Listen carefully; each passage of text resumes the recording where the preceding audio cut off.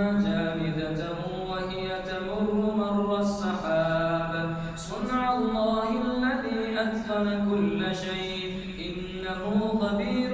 بما تفعلون من جاء بالحسنة فله خير منها وهم من فزع يومئذ آمنون ومن جاء بالسيئة فكبت وجوههم في النار هل تجزون إلا بما كنتم تعملون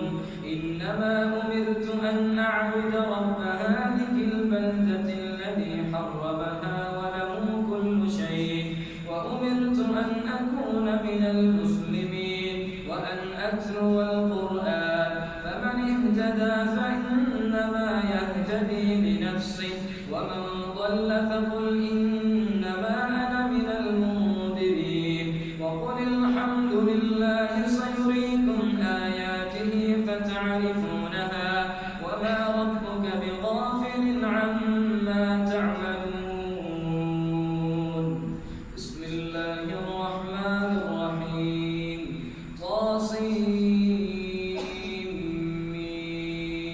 تلك آيات الكتاب المبين نتلو عليك من نبأ موسى وفرعون بالحق لقوم يؤمنون إن فرعون علا في الأرض وجعل أهلها شيعا يستضعف طائفة منهم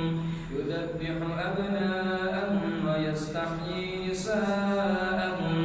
إنه كان من المفسدين ونريد أن نمن على الذين استضعفوا في الأرض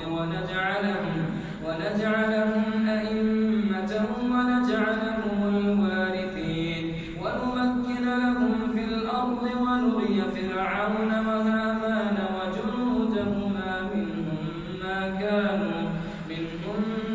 ما كانوا يحذرون وأوحينا إلى أم موسى أن أرضعيه فإذا خفت عليه فألقيه في اليم ولا تخافي ولا تحزني إنا رادوه إليك وجاعلوه من المرسلين فالتقطه آل فرعون ليكون لهم عدوا وحزنا إن فرعون وهامان وجنودهما كانوا خاطئين وقالت امرأة فرعون قرة عين لي ولك لا تقتلوه عسى أن ينفعنا أو نتخذه ولدا وهم لا يشعرون